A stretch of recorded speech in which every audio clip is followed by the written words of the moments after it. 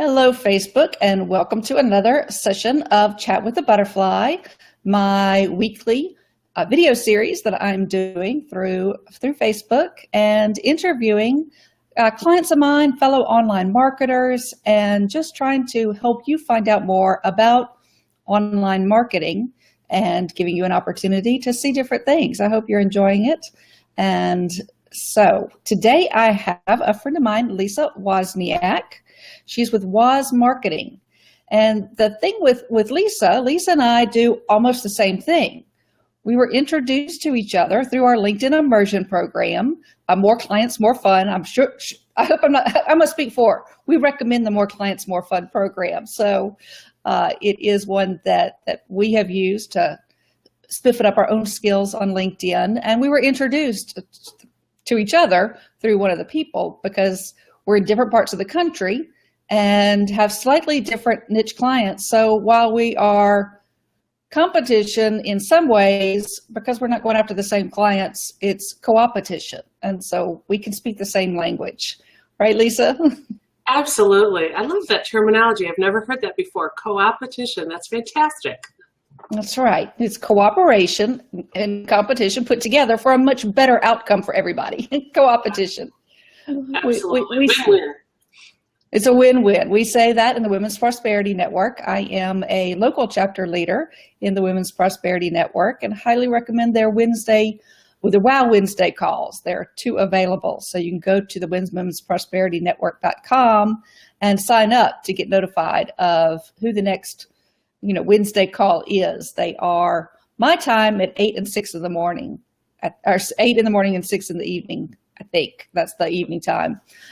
Check out their website. But I do love that word. It is one that describes us perfectly.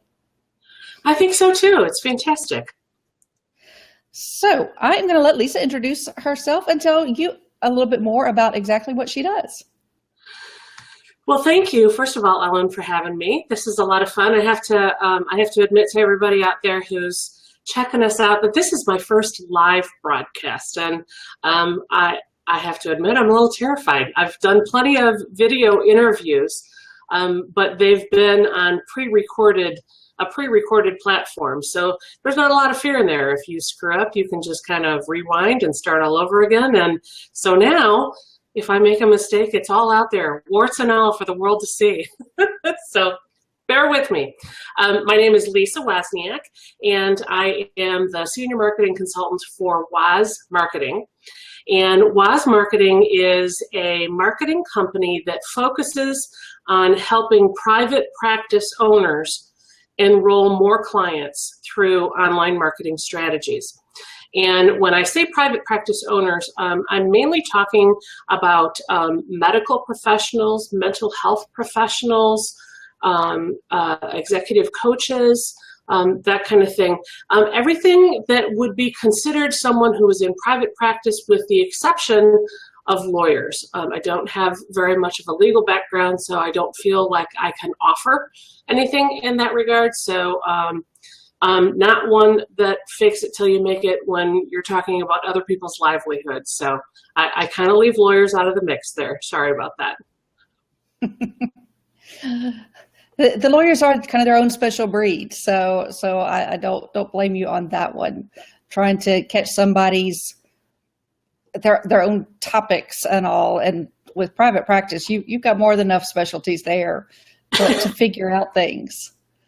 So, what do you do for your clients? How do you help them to get themselves online and to feel more comfortable doing that? Well, I just love this niche, this target market group of people, because as incredibly talented and educated as these people are, and let's face it, they spend a whole lot of time in school to be able to do what they do for the world, right? But in all that time, unfortunately, they aren't given a whole lot of information about marketing, about how to start their private practice, how to grow it, and how to get the exposure that they need in today's online marketing arena. So what I do for those folks is kind of hold their hand and kind of get them set up in that process, whether that be with a website or social media, email marketing, blogging, that kind of thing, and kind of hold their hand through that process. And I do that through coaching calls where we kind of look at the same screen at the same time, and I sort of give them, kind of like you do, Ellen, give them a little bit of a background on marketing and teach them why they need to do the things that they're doing and how it impacts them in the long run. And I know, Ellen, you do an amazing job of that with your clients as well. And then when they get to a certain stage of the road where they're starting to get more clients coming in their private practice, they will often at that point say to me, you know what, Lisa, this is fantastic, but I don't have the time to do this anymore because I need to be seeing clients. So at that point, I will take over their marketing for them and provide done-for-you services. So I kind of help them on both ends of the spectrum.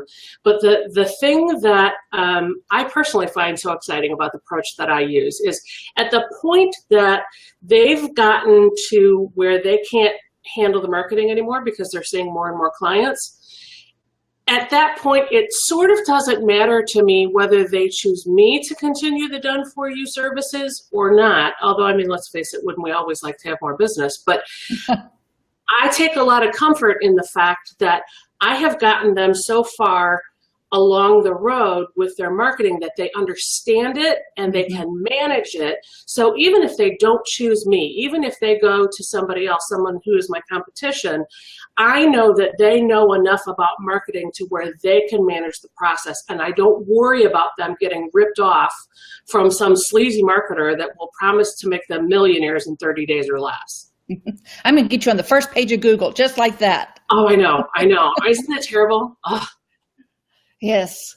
Yeah, and I think developing the vocabulary is so important. That's what I try and do, is to make sure that people kind of understand the vocabulary and all the different parts to where they can decide what's right for them for each different market. Even if they're still a doctor, they're going to be more comfortable on doing one thing or the other. And you're right, they don't. Oop, I'm losing my earpiece. They don't get trained in marketing, and especially they didn't get trained in online marketing like we do. So we have a few viewers, so y'all be sure and post your hello, let us know who's watching, and ask us questions. That's what we're here for. That is what the Chat with the Butterfly. We're not just here doing a video, but hopefully y'all can ask some questions of us and let us know. Lisa, one of the things, since you do private practice, what is the best thing that most private practice people can do to get their online marketing going? I think starting off with a website is probably going to be the most critical piece for all of that. Starting with the website allows you to branch out in so many different directions. You can begin to have conversations about blogging or about email marketing or, webinars or any of those kind of things, or social media. But it all kind of starts with the website. And you can have the biggest impact with that. And then the other components that I just mentioned, like the blogging and the email marketing and the social media, all of those can be used as tools to drive traffic back to the website, which ultimately in the long run, I think is what's going to make your phone ring. Right. Right. I see Tracy said hello. Hello, Tracy. She joined us live and let us know. Hi, Tracy. So we will comment. If you're watching this later, then I will try to respond to the comments, because we'll see them, keep adding them. If you have questions, we can come back and answer those. But if you have them live, that's even better. And I totally agree with starting with the website. Get your website up. It's one of the things that my first year or two, I didn't offer websites. I could do them. In fact, my first month in business, Google came to a town about an hour west of me and did you went to this workshop and you got your website free for a year, and free was in my budget. So I went and was building my website, was all excited, and I'm fairly good technically. So they didn't have enough people there to teach everybody. So I was teaching everybody around me how to do their website. And last year I decided, okay, this is silly that I'm not offering websites. I got tired of turning down business. And so I added websites to my own to help people get started with something that I thought that the overwhelmed and non-tech savvy could handle. Because, WordPress is a great site, but not everybody has to have or needs to have a WordPress site. So, there are different types. Again, giving people that vocabulary of what they can do. So the website, and I think that's something that maybe a lot of online marketers even miss. They talk about their services, they talk about their quotes, and then forget to send people back to their website when they're doing the social media. You still got to follow that 80-20 rule. Do about 80% of your work that's fun, that's informative. Post the quotes, make it pretty with doing some memes and things, and then about 20% of the time, talk about what you do and say, hey, go look at my website. Go look at my website.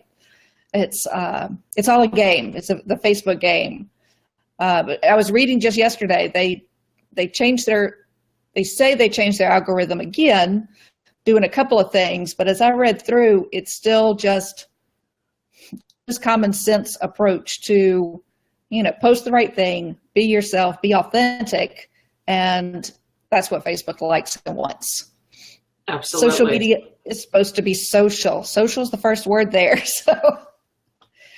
Yeah, I will often have conversations with folks about exactly that. When I'm talking to a client about social media, I talk to them about the 80-20 rule, and I use the example because a lot of folks unfortunately make this mistake. I use the example of, imagine you're at a cocktail party, all dressed up, ready to go, music's hopping, and the food's great, and you're talking to somebody, and all they want to do is sell you their product or tell you about their business or get you to sign up or whatever. I mean, the whole conversation, that's all they want to do. So like 5 minutes in, you're looking for the nearest exit, right? Because that's enough to drive you bananas. So think of social media as the same way. Think of it as you're meeting somebody at a cocktail party. So you want to engage with them. You want to learn about them. You want them to tell you about their life and the things that are important to them and how many kids they have and all that sort of thing. And then the conversation will gradually come around to you and the services that you offer and what you do for a living and how many kids that you have. That's just a natural relationship building concept. So when you're engaging in social media for your business, your approach should be the same. Yeah. I like that cocktail party analogy. I've never given that. Tracy, I'm gonna get to your question in a minute. I want to make my point before I forget about it. In one of my topics, one of my live talks, I held up a picture of a fishing bait and showed it to the first person and said, look, I own a fishing bait store. Here's the fishing bait that I got in today. Isn't it pretty? And then I went to the next person. I pulled out a different picture and said, here's the picture of the fishing bait that I got today. Isn't it pretty? The third person said, okay, y'all, by the time I got to the fourth person that I posted, had y'all quit listening to me? Had you tuned me out?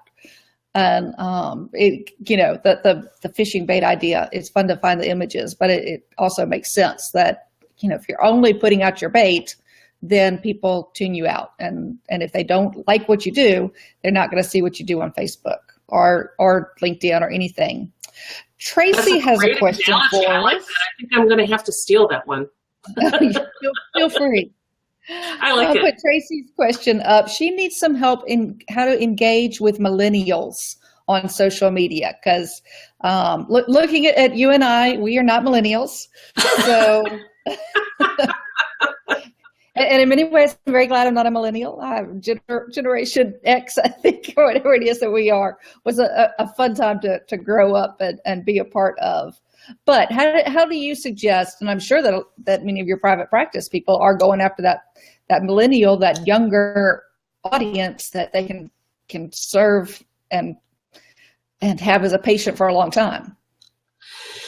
Yeah, I find that millennials tend to like tech stuff. So anytime they feel like they can get their hands on the latest or the greatest app or websites or software, they're pretty intrigued by that. They like the stuff that's new. They also like video a whole lot. Video is king in 2017. So if Why we're doing that's this. something that you're struggling with, yeah, that's something that you need to get on board on. And I admit, I haven't done live before. I've done plenty of video, but this is my first time live. So that's something that's also that really resonates with millennials. What do you think? I would agree with you. 2017 especially, I tell everybody they've got to get into video, to do videos. I completed a video for a client earlier this week. I saw it. It was fabulous. Congratulations, by the way. Yes, actually, this is one that I haven't put out there yet, so I even have another one out there. His website that he had somebody else do isn't quite ready, and since we finished with the go to the website, I haven't put it out there, but I'll share it as soon as his website is finished. And it's, the video is how I think that you can keep something. And while we're doing it live, and so you want to stay on live video longer because it takes a while to build your audience up, and it then becomes a permanent thing. For a lot of videos, you want to stick to about 90 seconds to 2 minutes if you are creating a video. So think of quick tips. In fact, I need to record it this afternoon. My email that I send out every month is a marketing tip, my marketing moment.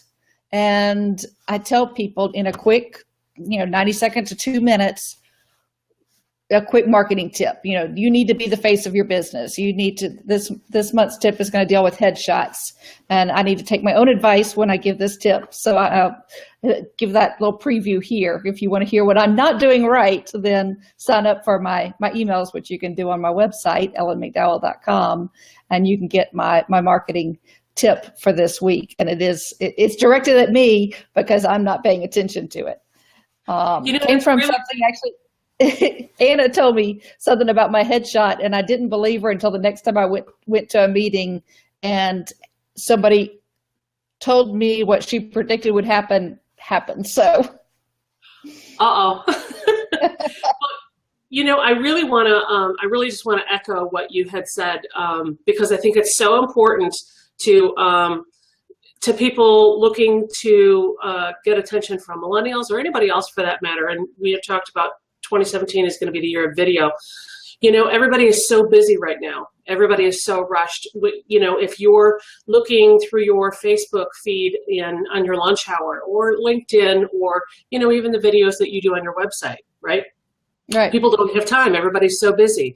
So, I just totally back what Ellen said. 90 seconds to 2 minutes. If you make it any longer than that, you're going to lose them. And the idea is that you stop people, you interrupt the thought process with video marketing. So I guess, Tracy, that would be my biggest tip when it comes to capturing millennials on social media. Number one, go with video, and number two, make sure that it's short. Yeah, a quick tip. Now, I do have some clients that we are doing longer videos, but they are almost a lesson. And so we do have to go longer. So we kind of do some quick, go here if you want to learn about this. So if it's a long lesson and you can't give the whole thing in that lesson, do some quick video, kind of save the date type of videos going. One of the tips that I share in my full length video is go watch the full length video on YouTube so that you get them over there. Yeah, that's smart. Yeah. Next week, I live down in South Louisiana, and so next week is, well, actually not next week, it is now carnival season. Carnival ends in Mardi Gras. Mardi Gras is on February 28th this year. And so on the 17th, I am riding in my cruise parade. And so I want to use the Instagram stories. I think Instagram stories, and Facebook is going to have stories coming up. Facebook should have the same things across the top. So I'm gonna try my first attempt at the Instagram stories. I'll do it on my personal Instagram. I have 2 Instagrams, so I'm not going to do it on the business side, since it is just a Mardi Gras parade. But I'm going to take pictures and try to do short videos throughout the day and see how that comes out, and try my first one of those. Since Facebook is adding those stories, those quick things like Snapchat has, I think that's another thing. If you can't do the videos, getting on the Instagram stories, because who doesn't want to be at the top of the news feed? Absolutely. Absolutely. So I think Tracy had another question that I may have missed. Information also, like said, Ellen allows a replay. I don't feel like I have to make it live or stress on scheduling. Yes, the replays for all of our events, because I do it with my online marketing group. I do a monthly coaching call, and so I stress, come live if you can, because that's how you're going to get the full information, be able to ask your own questions, but tell people that there's going to be a replay later. For instance, these Facebook Lives, while you can ask the question live, it does become a permanent video on your Facebook feed. Now, just to give Lisa a little more calm feeling about putting yourself out there on live, if you totally blew it and it didn't go well, and I did have that happen we went live the first time with these Chat for the Butterflies. I didn't realize that I needed the earpiece to be able to hear through my microphone, and so I thought didn't have any sound with it, and so I had to restart the Chat with the Live. Went perfectly the second time, but went back and deleted the first video, the first live one, because I looked totally flustered, going, "Why can't I hear anything?" So, do the live. John Schumacher, good friend of mine and my webinar mastery coach, teaches it's about connection, not perfection. And that has just become my mantra, and how I keep myself doing the live videos or doing the things that are not perfect. I don't sit there and work on it. I work on it a lot, but I don't wait until it's absolutely 100% perfect. Done is better than perfect every time. Yeah. I agree with you, and I'm going to make that a priority this year. So, yes, I saw a Facebook post not too long ago that says, January was your free month this year. So this year, 2017 is going to start in February. January was your trial month. I like that. Yeah, it's still the beginning of February. We can still say this is the beginning of 2017. Fantastic. So, please ask any questions if you have any questions that pop up. Lisa, how can people get in touch with you if they are in private practice and they see this video and they say, I need to grow my practice? How can they get in touch with you to get that going? Probably the best way is going to be through my website. That's Woz Marketing, WOZ marketing.com. And I'm on LinkedIn an awful lot. So you can also look me up on LinkedIn. Yep, now that you see the picture, her headshot does match her picture very well, so you'll be able to connect with her and see that it's mutual connection, that she and I are connected there. And connect with me on LinkedIn. Same thing with me. My website is ellenmcdowell.com. And when it goes there, I actually have my online schedule pop up going, "Hey, let's chat." And you can choose a phone call or a 15-minute or a face-to-face meeting, which we can do online or at a local coffee shop. Love going out and having some fresh, good coffee with people. So, I hope the overwhelmed and non-tech savvy feel better about their online marketing. And if you need a little help with that, I do have an online community that I'm growing, a place that you can go and ask a question. I need to know this. I do a quick 2-minute video, put it up on the website, share it on our secret Facebook group. And so I've tried to make that as economical as possible.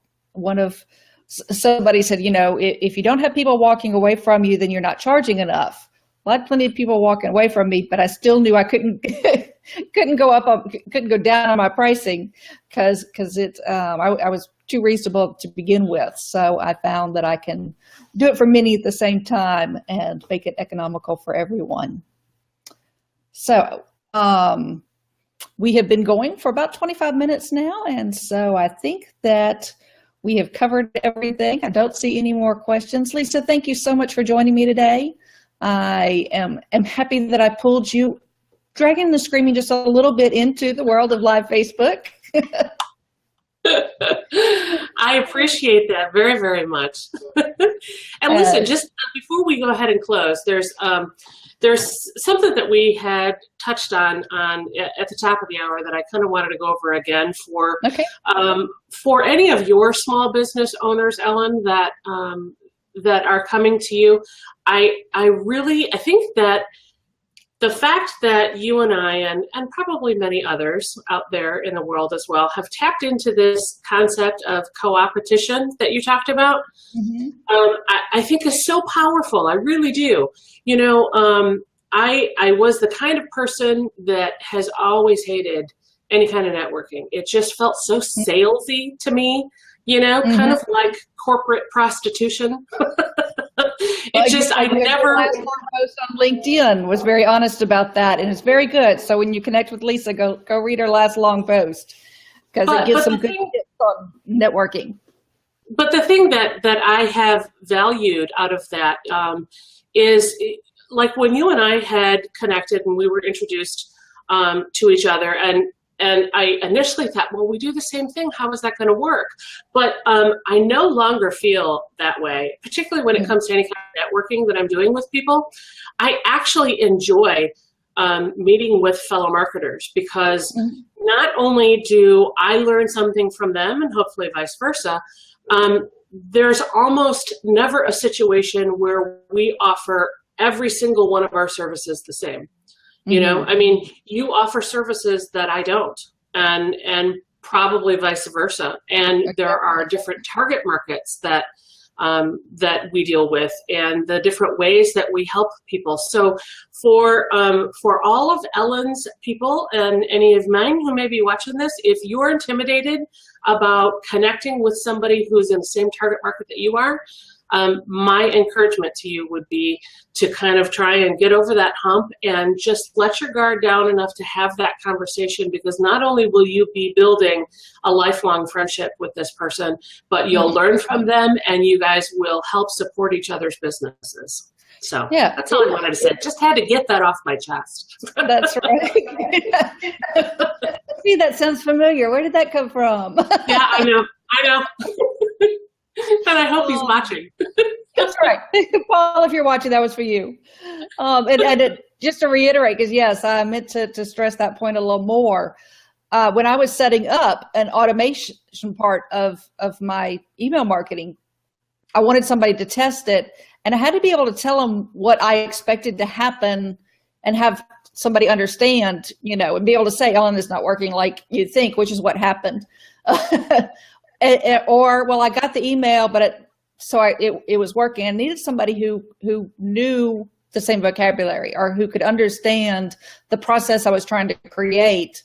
And so finding that person that's in the same venue that you are, finding a mastermind group that you can go to and say, you know, here's what I'm having trouble with, and somebody with the same business that you were in says, well, you know, I was with that vendor, but I switched to this vendor, and here's what I like better about them.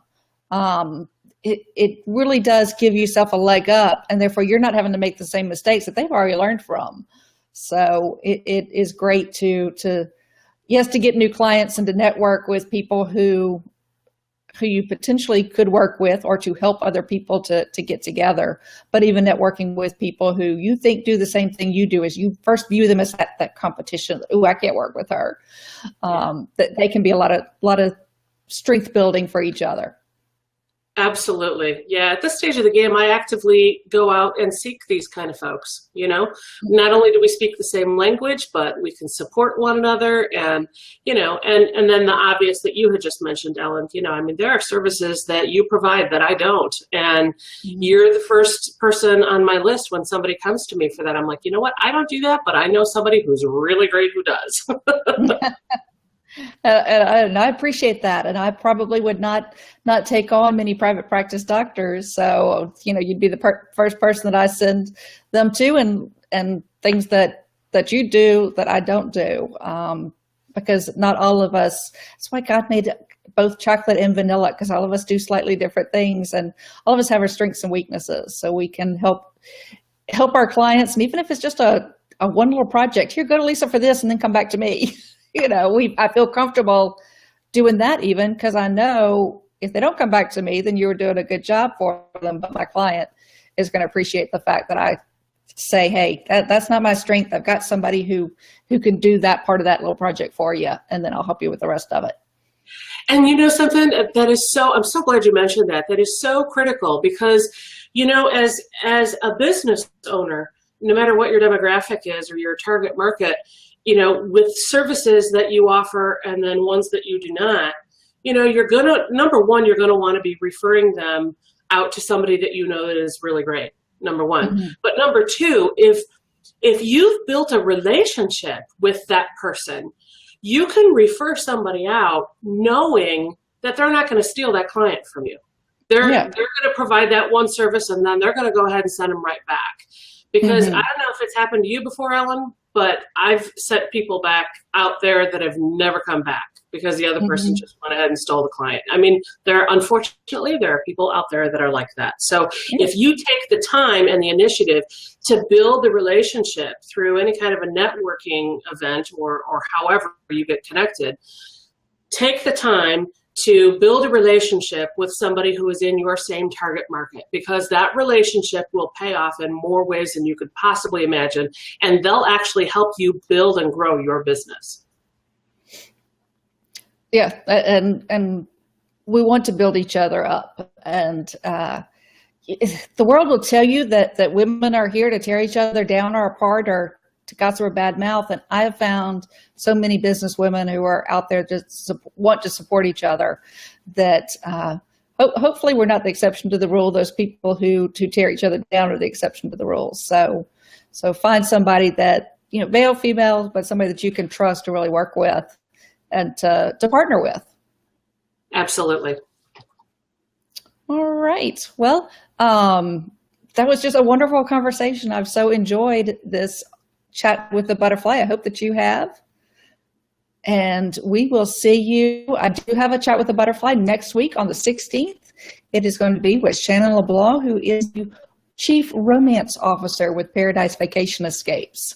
She's going to tell you a little bit about what she does and how she uses online marketing in her business too. So thank you, Lisa. And I'll see you on LinkedIn. Thank you for having me. It's been a pleasure. It has. All right, I'm going to stop the broadcast now. Thank y'all for coming.